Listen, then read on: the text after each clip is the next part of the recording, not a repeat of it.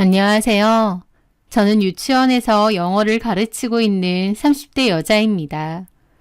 저희 엄마가 운영하시는 유치원이고 저는 거기서 영어 교사로 일하고 있죠. 저는 과거에 결혼을 했었다가 이혼을 했었는데요.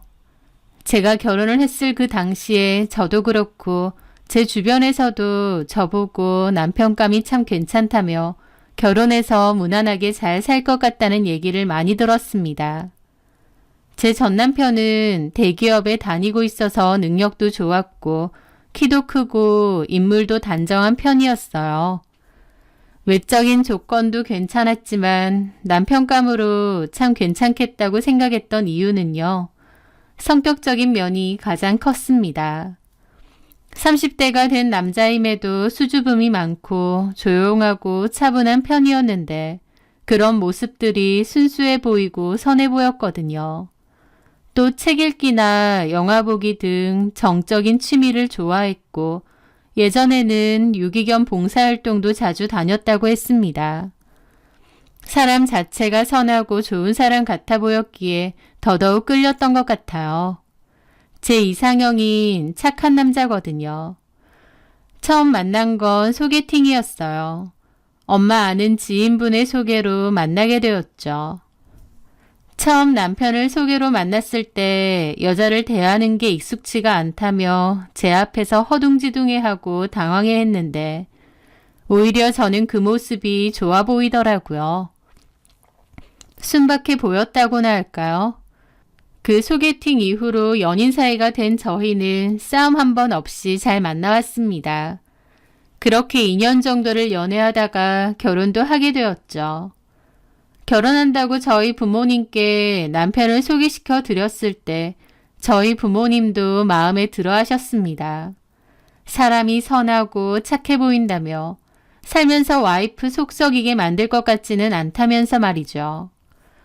시부모님은 좀 멀리 떨어진 지방에 사셔서 자주는 못 봤는데요. 시부모님도 저를 좋게 보셨어요. 그렇게 양가 부모님의 환영을 받으며 순조롭게 결혼도 했습니다. 결혼 후에도 남편은 변함없이 가정적이고 성실하고 착한 사람이었어요. 엘리베이터에 타면 늘 이웃들에게 먼저 인사하고 주차장 바닥에 지저분한 쓰레기가 있으면 나서서 줍고 그랬어요. 청소하시는 분들 힘들다면서요. 출입문 같은 것도 남들 다 지나갈 때까지 잡고 기다려주고 식당이든 어디든 가면 직원분들에게도 깍듯하게 예의 있게 굴었습니다. 그런 모습들이 어찌나 좋아 보이던지요. 요즘 워낙 예의 없고 이기적인 사람들도 많잖아요. 그런데 저희 남편에게선 그런 모습이 없었기에 남편이기 전에 사람으로서도 참 배울 게 많다, 좋은 사람이다 라는 생각이 많았죠. 그런데요, 사람은 참 여러 가지 면이 존재하는 것 같습니다. 어떤 부분에선 너무 좋은 사람일지도 모르지만 또 어떤 부분에서는 최악의 사람이 되기도 하는 것 같아요. 저는 결혼한 지 1년 반 정도 지났을 무렵 저희 남편의 또 다른 이면을 보게 되었거든요. 그맘때 저희 부부는 각자의 일로 바쁘지만 나름 행복한 결혼 생활을 하고 있었을 때인데요. 다만 한 가지 고민이 있었습니다. 바로 1년이 지나도 아이가 잘 생기지 않는다는 거였죠. 결혼하고 바로 아이를 가질 생각이 있었기에 초반부터 따로 피임을 하지 않았는데 1년이 넘도록 아이가 안 생겼습니다. 요즘은 피임 없이 1년이 넘어가도 아이가 안 생기면 난임이라고 한다더군요. 주변에서는 곧 좋은 소식이 있을 거라며 응원해 주었고 저는 겉으로는 괜찮다고 했지만 속으로는 점점 스트레스가 쌓여갔습니다. 병원에서는 별다른 문제는 없다는데 왜 아이가 안 생길까? 우리도 이대로 난임 부부가 되는 걸까? 적극적으로 시험관이든 뭐든 해야 되는 걸까? 이런저런 고민이 많았었죠. 남편과 그런 얘기를 많이 했고 남편은 그럴 때마다 너무 조급하게 생각 말고 천천히 준비하자고 그랬습니다. 저는 남편에게 당신 닮은 착하고 선한 아들을 낳고 싶다는 얘기를 잘했어요. 그러면 남편은 저더러 저 닮은 똑똑하고 야무진 딸을 낳고 싶다고 했고요. 아들이든 딸이든 예쁜 아이도 낳고 지금처럼 늘 행복하게 살았으면 좋겠다고 생각했습니다. 그런데 그 생각을 하고 얼마 있지 않아 그 일이 생겼어요. 그날은 유치원에 출근하지 않은 날이었는데요. 오전에 확인을 해보니 생리가 나온 날이었어요. 기대했는데 또 임신이 안 된 거였습니다. 평소보다 더 실망이 컸고 기분이 확 가라앉더라고요. 남편도 출장 때문에 집에 안 들어오는 날이었다 보니 저 혼자서 좀 울적하게 있었던 것 같아요. 그렇게 내내 누워있다가 문득 생각을 좀 바꿨습니다.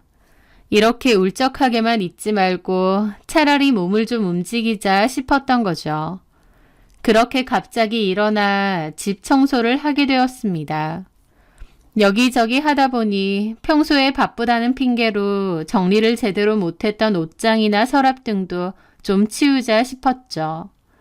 그렇게 막 청소를 하다가 그것을 발견하게 된 겁니다. 웬 통장을요. 남편과 저는 결혼할 때 서로 수입이 어떻게 되는지 오픈했었습니다. 그리고 남편은 자기가 따로 쓸 정도의 용돈만 빼고는 저한테 생활비 명목으로 월급을 전부 입금을 해줬거든요. 그러면 저는 그걸 제가 버는 돈과 합쳐서 공동 생활비도 쓰고 따로 적금도 들고 그랬습니다. 제가 관리를 하기로 한 거죠. 서로의 금전 상황에 대해 투명하게 다 오픈했다고 생각했고 남편의 통장 내역 같은 것도 제가 얼추 다 안다고 생각했는데요. 그 통장은 제가 처음 보는 것이었죠. 이게 뭐지 싶어서 내역을 좀 봤는데 좀 놀랐습니다. 남편은 거기에 좀 많은 돈을 넣어두었고 중간에도 틈틈이 넣어두더라고요. 게다가 최근까지도 사용을 활발하게 했었고요. 그 순간 알겠더군요. 아, 이거 남편이 나 몰래 만들어둔 비상금 통장 같은 거구나 라는 것을요. 사실 조금 의외기도 하고 놀라기도 했습니다. 왜냐면 제가 아는 남편의 성격 특성상 저 몰래 이런 비자금 통장을 만들 거란 걸 생각 못 했거든요. 의외였다고나 할까요?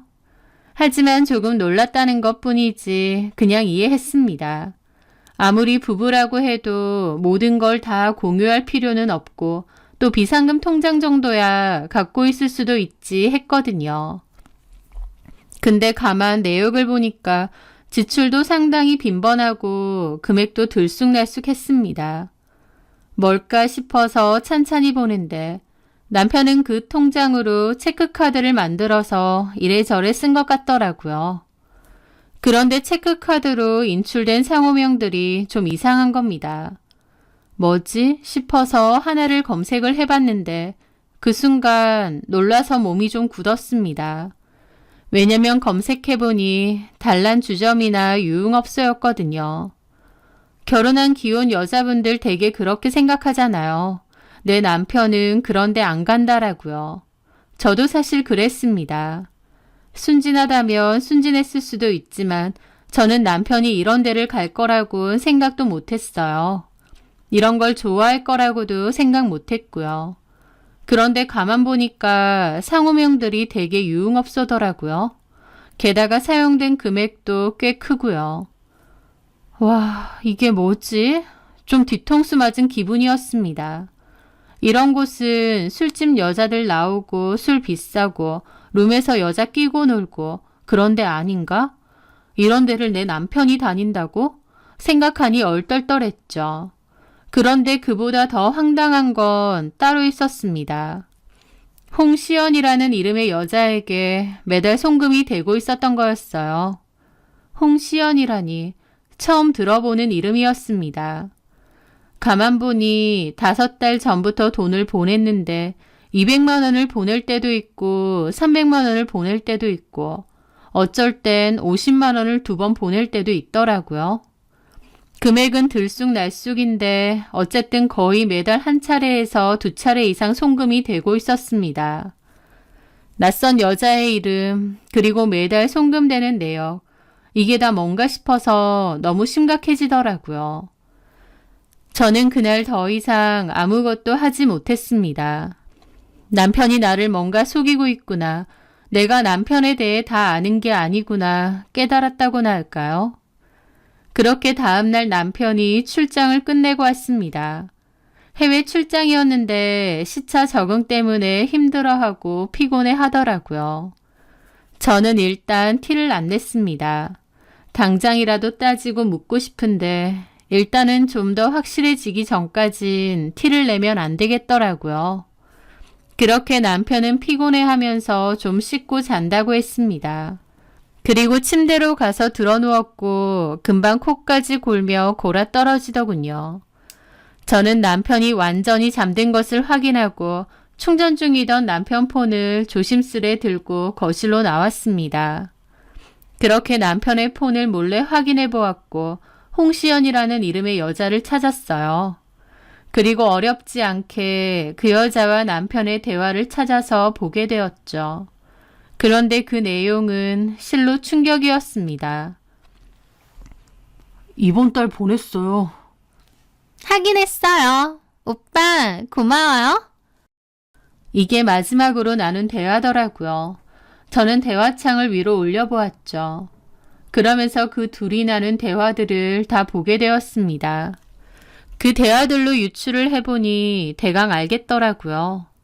홍시연이라는 여자는 업소에 다니는 여자고요. 남편이 그 업소를 자주 갔던 것 같습니다. 그러다가 업소 외에 밖에서도 따로 만남을 가진 모양이었어요.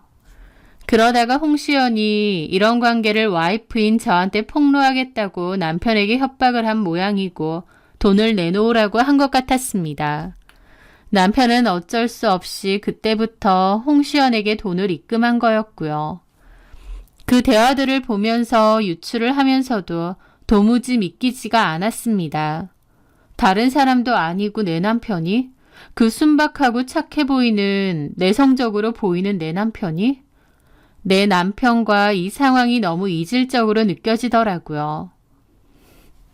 제 남편이 평소에도 활발하고 잘 놀러 다니고 술 많이 마시고 그런 성격이었으면 이 정도 충격은 아닐 거예요. 그토록 차분하고 조용하고 집돌이인 사람이 사실은 유흥업소 죽돌이에다가 그 유흥업소에서 만난 술집 여자와 밖에서까지 만나고 그러다가 그걸로 협박까지 당했다고? 이런 막장 중에 막장이 어디 있겠나요? 기가 막히더라고요. 저는 이걸 어떡하지 싶다가 좀 더 확실한 증거가 있어야겠다 생각했습니다. 그래서 마치 남편인 척 홍시연에게 카톡을 보내게 되었어요. 남편 폰으로 말이죠. 앞으로는 못 보낼 것 같아요. 이렇게 보냈습니다. 홍시연은 한참이나 안 읽더라고요. 저는 초조하고 심란한 기분으로 기다렸는데 거의 1시간 정도 다 될 무렵 홍시연에게서 답장이 왔습니다. 갑자기 왜요? 라고요. 답장이 오니까 막 심장이 뛰고 손이 떨리더라고요. 저는 다시 남편인 척 답장을 했습니다. 이건 좀 아닌 것 같아요. 오빠, 갑자기 왜 이래요? 와이프가 알아도 상관없나 보죠? 근데 내 와이프 번호는 알아요? 이 오빠 왜 이래? 당연히 알죠. 그게 뭐라고. 와이프 번호만 할게요. 와이프 어디서 일하는지도 오빠가 다 얘기했잖아요. 까먹었어요? 나 기억력 좋은데. 유치원에서 영어 가르친다면서요. 그 유치원은 장모 거고. 저한테 할 말 못할 말 다 해놓고 갑자기 왜 이러실까? 라는데 심장이 터질 듯이 뛰더라고요. 남편 놈이 이 술집 여자한테 저에 대한 얘기, 저희 부모님 얘기까지 구구절절 다 한 겁니다. 도대체 밖에서 바람피는 업소 여자한테 와이프 얘기를 왜 하나요? 진짜 미친 것 같았고 너무 열받아서 당장이라도 남편놈 딱이라도 올려붙이고 싶었지만 일단 참았습니다. 그리고 답장을 했죠. 어쨌든 이제는 못 져요. 마음대로 해요. 그랬더니 한참이나 답장이 안 오다가 이렇게 왔더군요. 오빠, 내가 얘기했잖아요. 간단하게 해결될 걸 어렵게 가시려고 하네요. 오빠가 저한테 뭘 했어요? 지금 와이프가 얼굴은 못생겼어도 친정도 잘 살고 음식도 잘하고 착하다고. 결혼 잘한 것 같다면서요. 결혼 만족도 높다면서요. 그 행복한 결혼이 개박살 나도 상관없나 보죠? 저 오빠 와이프한테만 알릴 거 아니고요. 오빠네 회사에도 알릴 수 있어요. 저 얼마든지 그렇게 할 수 있고 무서운 거 없는데. 라며 협박하는 문자를 보내는데 기가 막히더라고요. 저는 뭐라고 하지 하다가 좀 세게 보냈습니다. 웃기고 있네. 너 증거 영상이 있는 건 맞아? 내가 보기엔 쥐뿔도 없는데 쇼하는 것 같은데? 라고요. 그리고 답장이 또 안 오는데 떨리더라고요. 한참 뒤에 홍시연이 답장을 보냈습니다. 이 오빠가 진짜 왜 이래? 말로만 하니까 심각한 걸 모르나 보다. 제일 가벼운 걸로 하나만 보내줄 테니까 직접 보고 결정하세요. 그렇게 동영상을 하나 보냈더군요. 저는 떨리는 손으로 그걸 눌러봤습니다. 그 동영상 속 장소는 어떤 모텔인 것 같았고 남편은 모텔 욕실에서 씻는 것 같더군요. 홍시연이 욕실 쪽을 힐끗거리며 몰래 카메라를 설치하는 게 찍혀 있었습니다. 잠시 후 남편이 나체로 욕실에서 나왔어요. 그러더니 홍시연한테 피곤하다느니 어쩌느니 징징거리더라고요. 평소 저한테는 그렇게 징징거리거나 한 적이 없었던 남편이기에 그 모습도 엄청 낯설더라고요. 얼굴은 분명 제 남편인데 하는 말투나 행동은 좀 생소했다고나 할까요? 왜 오빠? 뭐가 피곤해? 우리 와이프가 요즘 애 가지자고 나를 너무 못살게 굴어. 어제도 억지로 했다. 아, 진짜? 어제도 억지로 했는데 오늘도 돼? 또 시연이랑은 다르지. 나 보니까 안 피곤하지. 오, 피곤이 싹 가셔. 이리 와봐. 그러면서 서로 안고 장난치고 홍시연이 남편더러 피로를 풀어주겠다고 했는데 저는 차마 더 이상 볼 수도 없었습니다. 동영상을 끄고도 너무 큰 충격으로 사지가 다 떨려오더라고요. 내가 지금 뭘 본 거지 싶고요. 한참이나 어린 아가 있었죠. 너무 착하고 나이에 비해 순박하기까지 한 것 같던 내 남편의 또 다른 모습을 봤으니 그 충격이 얼마나 컸겠나요.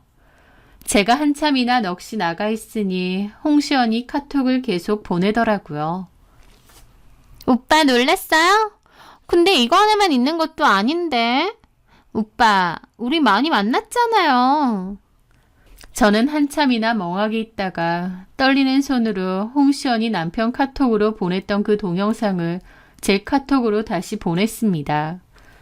그리고 그 둘의 대화도 모조리 캡처해서 저한테 보냈죠. 그러고 있는 제 꼴이 너무 비참해서 눈물이 주룩주룩 나더라고요. 그렇게 다한 저는 남편의 폰을 놔두고 방으로 갔습니다. 그리고 제 짐을 챙겼어요. 남편하고 한 집에 더 이상 못 있겠더라고요.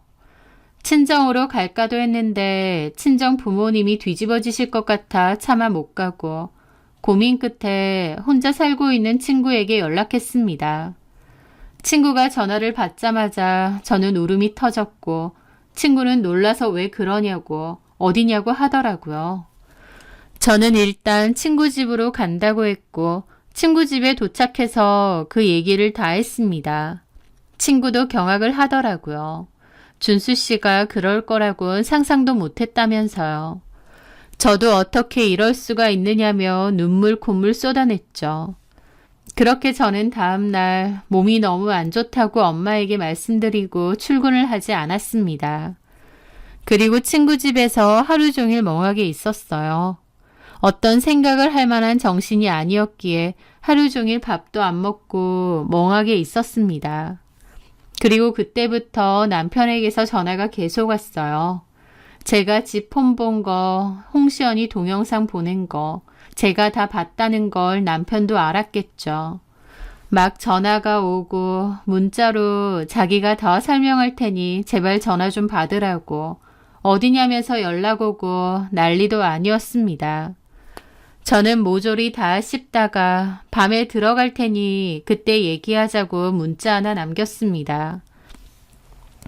사실 제 마음은 이미 이혼으로 상당히 기울었는데 어쨌든 그래도 대화는 해야겠더라고요. 그렇게 저는 저녁 늦게 집으로 간다고 했고 친구가 가도 되겠느냐며 걱정을 하더라고요. 저는 괜찮다고 하고 무거운 발걸음으로 집으로 갔습니다. 제가 들어가 보니 남편은 소파에서 가만히 앉아 있었어요. 그러더니 제가 들어오자마자 막 걱정하는 척 어디 있다 왔냐느니 걱정했다느니 그러더라고요. 그 모습도 가식적으로 보이고 가증스러웠죠. 제가 누구 때문에 집 나갔다가 들어왔는데요. 저는 그냥 대답 없이 소파에 앉았고 남편더러 앉으라고 했습니다. 그리고 이제 말해보라고 했어요. 물론 내가 다 알고 있으니 거짓말할 생각 말고 사실대로 말하라고요. 그러자 남편이 그러더라고요. 자기야, 내가 정말 잘못했어. 나 아침에 내 폰 보고 기절하는 줄 알았어. 당신이 홍시영 그 여자랑 나인 척하고 대화했더라고. 그 여자는 동영상까지 보내고. 그 동영상도 다 봤어. 나는 전혀 몰랐네. 당신이 그런 유흥업소에 다니는 것도, 밖에서 그런 여자들 만나고 다니는 것도 내가 아는 최준수가 아니라 아예 다른 사람처럼 느껴지더라고. 저는 오히려 차분하게 말이 나왔습니다. 너무 기막히니까 오히려 사람이 차분해지더라고요. 제 말에 남편은 갑자기 소파에서 내려오더니 무릎 꿇고 빌기 시작하는 겁니다. 자기야, 정말 내가 잘못했어. 내가 진짜 입이 10개라도 할 말이 없다.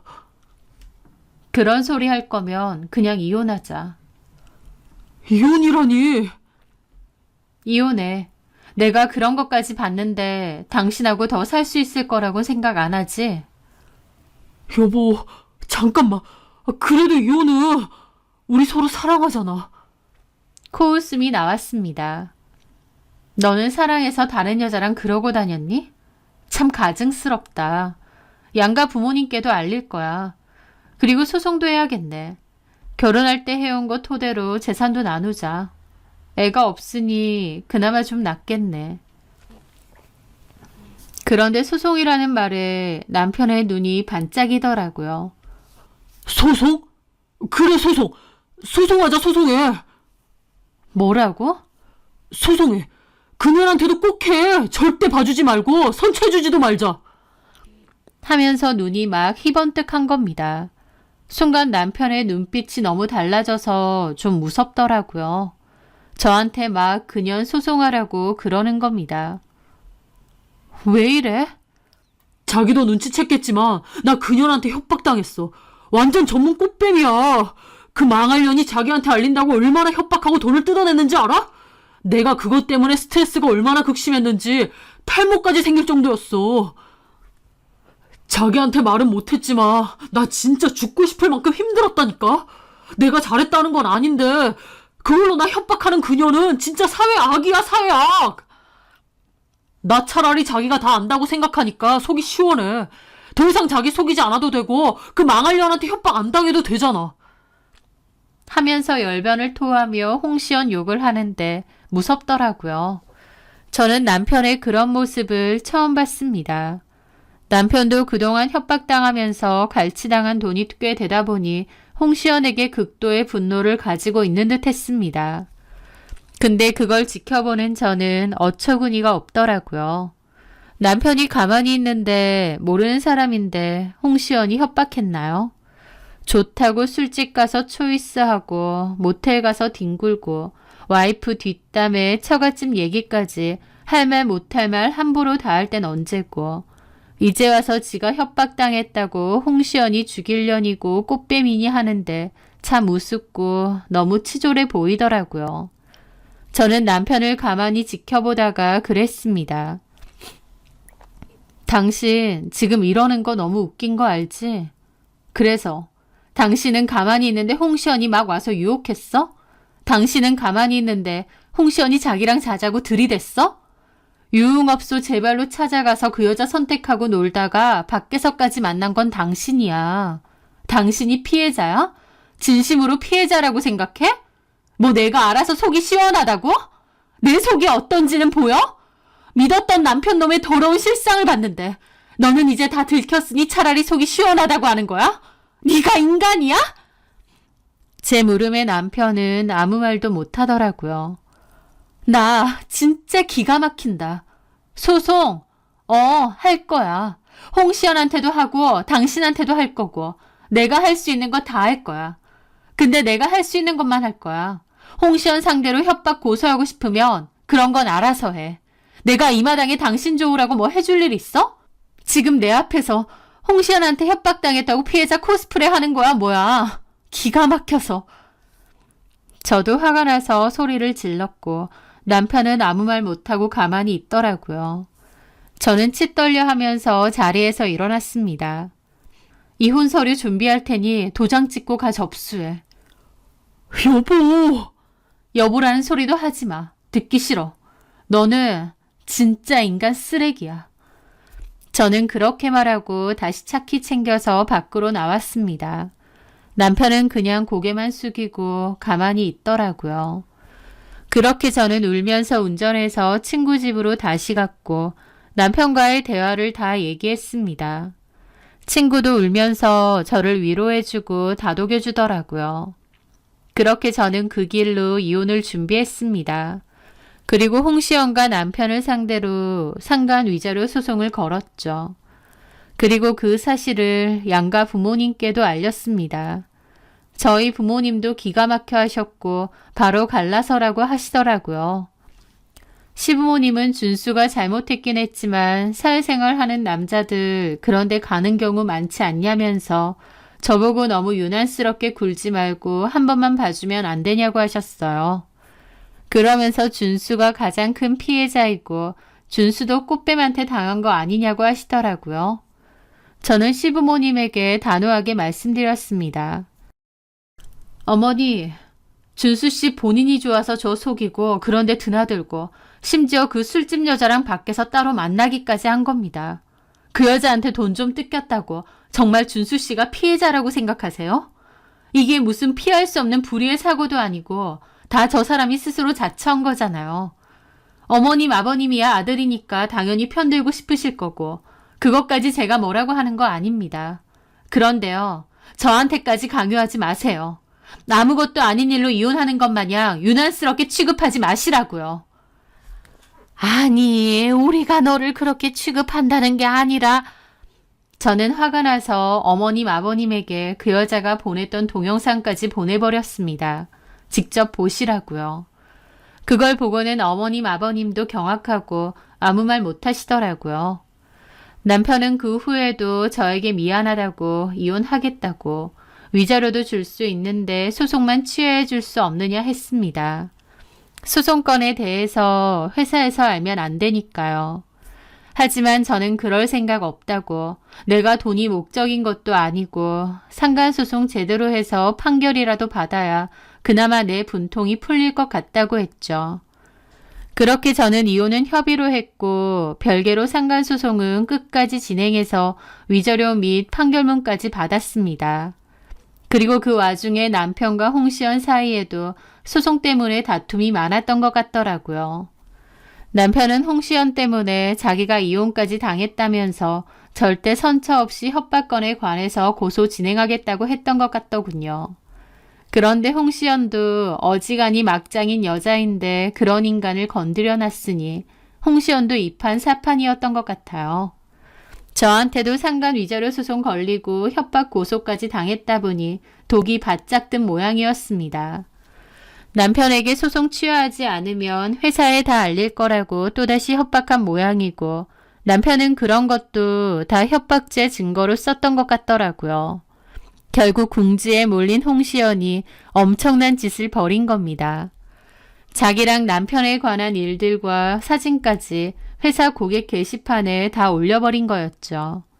그 일로 회사 뒤집어지고 글 올린 지 1시간도 안 돼서 글이 삭제는 된 모양인데 그 사이에 조회수도 엄청 높고 본 사람들이 많다고 하더라고요. 회사 안에서도 남편은 착하고 조용하고 평판 좋은 사람이었는데 알고 보니 룸살롱 죽돌이에다가 밖에서 따로 업소여자랑 만남을 가질 정도로 유흥에 찌든 사람이고 그러다가 협박당해서 이혼까지 당했던 전말이 다 적혀 있었다고 했습니다. 남편이 회사 안에서 구축했던 이미지와는 완전 반전인데다 그런 일들이 회사 게시판에까지 올라왔으니 회사가 완전 들썩들썩 난리가 난 모양이었습니다. 회사 사람들 사이 입방아에 완전 오르내리고 개망신 제대로 당한 거죠. 남편은 열받아서 명예훼손으로 고소 추가를 했다고 하는데 홍시연은 돈 없으니 그냥 감빵 넣으라고 배째라고 나오는 모양이에요. 남편은 저랑의 상간소송할 때 그런 얘기들까지 하며 자기가 너무 상황이 힘들다며 저에게도 합의를 요구했는데 저는 절대 합의는 없다고 거절했습니다. 그 후 시간이 좀 걸리긴 했지만 이혼과 상간소송을 마무리했고 한동안은 남편의 소식을 듣지 못했습니다. 물론 궁금하지도 않았고요. 그러다가 이혼하고 1년 정도 뒤쯤에 남편이 원래 다니던 회사는 결국 그만두고 다른 작은 회사로 들어갔고 정신과 치료를 받으며 산다고 들었습니다. 그리고 그게 마지막으로 들은 소식이었어요. 그걸 듣고 진짜 유약한 인간이네 싶은 거예요. 유흥업소 가고 저 몰래 다른 여자랑 자고 다닐 땐 간도 크게 그러고 다녔으면서 협박당하고 소송 진행하니 이제 와서 멘탈 부서져서 정신과 치료 받는다는 것도 참 어이없고요. 어쨌든 그 소식을 마지막으로 전 남편과의 인연은 완전하게 끝이 났습니다. 요즘 사람들이 쓰는 단어 중에 스불제라는 단어가 있다고 합니다. 스불제가 뭐냐면요. 스스로 불러온 재앙이라는 말의 줄임말이래요. 남편은 그 일로 인해 회사 사람들의 가십거리 대상이 되고 결국 회사에서도 나가게 되고 이혼당하고 정신과 치료까지 받게 되었죠. 그런데 어쩌겠나요. 그 모든 것은 남편이 스스로 불러온 재앙인데요. 제 앞에서는 건실한 척, 착실하고 가정적인 척, 뒤에서는 따로 비밀 통장까지 만들어서 유흥업소 다니고 여자들 밖에서 만나고 다니고 본인이 그렇게 살아온 데에 대한 대가겠죠. 저는 그런 것들이 불쌍하지도 안타깝지도 않습니다. 오히려 가만히 있다가 뒤통수 제대로 당한 제가 제일 불쌍하죠. 이 일로 인해 저는 겉으로 보여지는 모습이 다가 아니구나. 작정하고 속이면 얼마든지 속일 수 있는 게 사람이구나 라는 것을 많이 깨달았어요.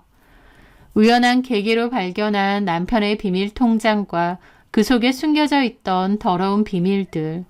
그나마 임신 전에 이 모든 사실을 알고 끝낸 게 다행이었던 것 같아요. 이혼 당시에는 많이 힘들었지만 시간이 흐르고 나니 그때의 제 결단과 선택이 옳았다는 것을 많이 느낍니다. 만약 시부모님의 설득이나 남편의 눈물 어린 사과에 깜빡 속아 한번 넘어가 줬더라면 남편에 대한 신뢰가 이미 깨졌기 때문에 결혼 생활을 억지로 이끌고 가봤자 저만 더 힘들고 괴로운 일이었을 것 같습니다. 그러다가 결국엔 갈라섰을 것 같고요. 차라리 아니다 싶을 때 빨리 끝을 냈던 게 잘한 게 아닌가 싶네요. 제 사연 들어주셔서 감사합니다.